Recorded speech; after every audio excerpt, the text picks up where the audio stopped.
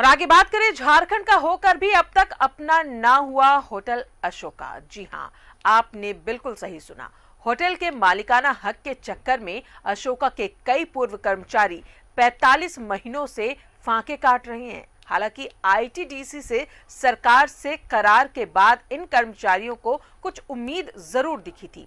अगर 4 महीने बीत जाने के बाद भी ये मुद्दा अब भी ठंडे बस्ते में ही है।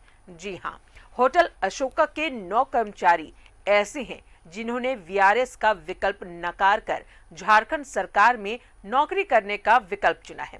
लेकिन 24 नवंबर को जिस तरीके से ये तमाम चीजें सामने आई, मुख्यमंत्री की बैठक के बाद इस दिशा में कोई प्रगति नहीं हुई।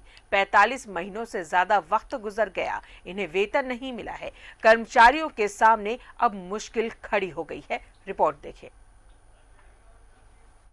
भी अब तक अपना ना हुआ होटल अशोका। मालिकाना हक के चक्कर में परेशान हो रहे कर्मचारी। 45 महीनों से अशोका के 9 कर्मचारियों को नहीं मिला है वेतन। अशोका के कर्मचारियों की स्थिति हुई दयनीय।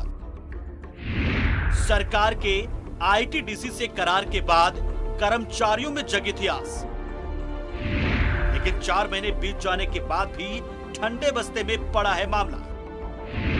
मामले को जल्द निपटाने में अधिकारी नहीं दिखा रहे दिलचस्पी। सीएम के निर्देश के बाद खरीदे गए थे होटल अशोका के शेयर। कल चमन था, आज एक सहरा हुआ। देखते देखते ये क्या हो गया। रांची के होटल अशोक की इमारत और उसके कर्मचारियों का नसीब लगभग एक जैसा ही है। मुख्यमंत्री बनते हेमंत सोरेन ने होटल अशोक के अधिग्रहण की पहल की। 24 नवंबर को आईटीडीसी के साथ करार भी हुआ, मगर मामला फिर ठंडे बस्ते में चला गया। लगभग 1 दर्जन कर्मचारियों ने वीआरएस का विकल्प चुना, जिन्हें कुछ पैसे मिले। 9 कर्मचारियों को अभी तक कोई आश्वासन नहीं मिला। सर 24 नवंबर को हम लोग का आईटीडीसी और जेटीडीसी में एमओयू हुआ। उसके बाद हम लोग को वीआरएस का ऑफर दिया गया, जिसमें हम लोग 24 कर्मचारी थे, जो कि 15 कर्मचारी वीआरएस लिए। वीआरएस लेने के बाद हम लोग का स्थिति अभी तक स्पष्ट नहीं है, 9 आदमी जो बचे हुए हैं कि हम लोग का क्या होगा। और जो 15 आदमी भी जो वीआरएस लिए हैं, उनके वेतन, वो वीआरएस का अमाउंट दिया गया है, वेतन पीएफ ग्रेच्युटी उस लोग को कुछ नहीं मिला है।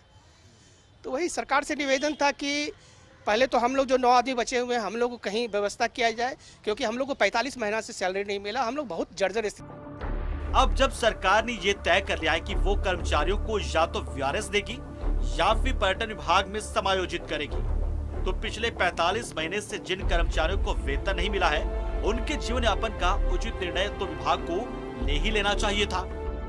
बद से बदतर हो गई है, क्योंकि इतना महीना 45 महीना करीब हो गया है। कैसे हम लोग सरवाइव कर पा रहे हैं? बच्चे लोग इधर उधर भटक रहे हैं। हमारी स्थिति बहुत ही खराब है, दयनीय है।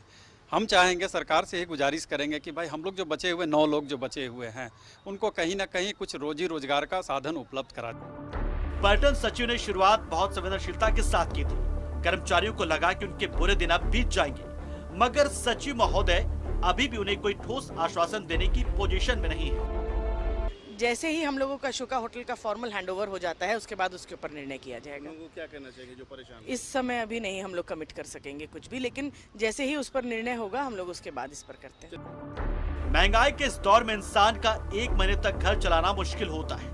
किस तरह 45 महीनों से एक कर्मचारी अपना जीवन यापन कर रहे होंगे, बाल बच्चों के एजुकेशन का क्या हाल हुआ होगा, आसानी से समझा जा सकता है। सरकार को चाहिए कि इन कर्मचारियों को तत्काल आर्थिक सहायता दे। इंसाफ अगर देर से मिले, राहत अगर देर से मिले, तो उसे हरगिज भी इंसाफ और राहत तो कहा ही नहीं जा सकता।